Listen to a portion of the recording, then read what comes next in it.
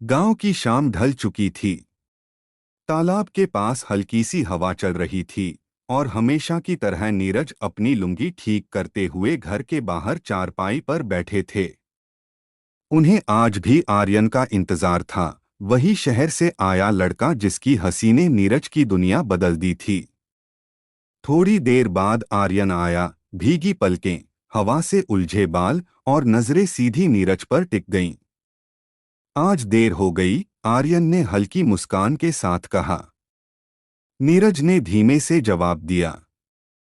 देर से आए हो, पर आए तो सही। उस एक वाक्य में इतनी गर्माहट थी कि आर्यन का दिल जोर से धड़क उठा। आर्यन नीरज के बिल्कुल पास बैठ गया, इतना पास कि उनके कंधे हल्के से छू गए। नीरज ने महसूस किया कि उनके दिल की धड़कन तेज हो गई है, पर उन्होंने कुछ कहा नहीं। आपके पास बैठकर अजीब सा सुकून मिलता है, आर्यन ने बहुत धीरे कहा।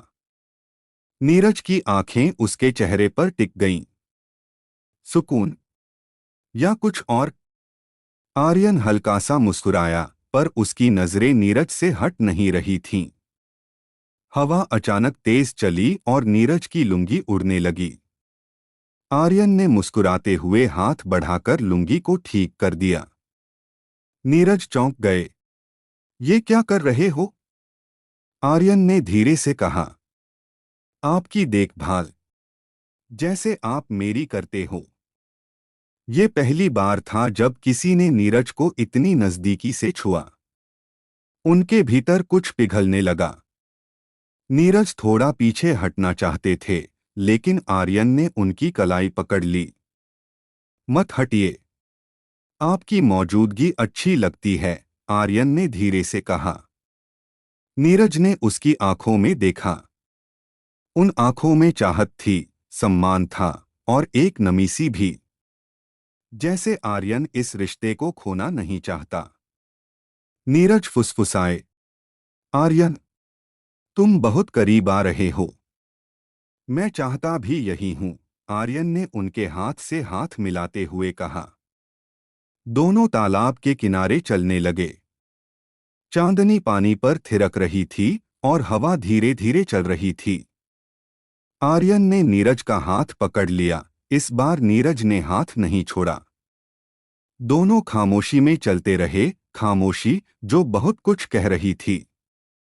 आर्यन रुका, नीरज की तरफ मुड़ा और बहुत धीरे बोला। आपको पता है, मुझे आपकी हंसी पसंद है। आपकी लुंगी, आपका शांत रहना और सबसे ज्यादा आपके पास रहना।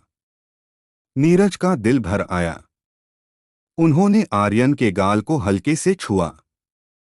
तुम मेरे दिल को बहुत आसानी से पढ़ लेते हो। आर्यन ने उनकी उंगलियों को पकड़ लिया और अपने सीने पर रखा। क्योंकि इसमें आपकी जगह है। नीरज ने आगे बढ़कर आर्यन को अपनी बाहों में ले लिया। आर्यन ने भी कसकर उन्हें पकड़ लिया। उनके बीच की गर्माहट, सुरक्षा और वह अनथीन अपनापन। यही उनकी पहली रोमांटिक इवनिंग थी। चांदनी, तालाब की लहरें और दो दिल एक दूसरे के लिए सुकून बन चुके थे। सुबह जब सूरज निकला, दोनों चारपाई पर साथ बैठे थे। आर्यन नीरज की लुंगी सीधा करते हुए हंस रहा था और नीरज उसकी हंसी में खोए जा रहे थे। नीरज ने कहा, अब तुम मेरे बिना नहीं रह पाओगे। आर्यन ने जवाब दिया। सही कहा, अब मैं यहीं रहूंगा, आपके पास। उनकी कहानी अब शुरू हुई थी। दो उम्रों के बीच जन्मा एक खूबसूरत, सच्चा, रोमांटिक रिश्ता।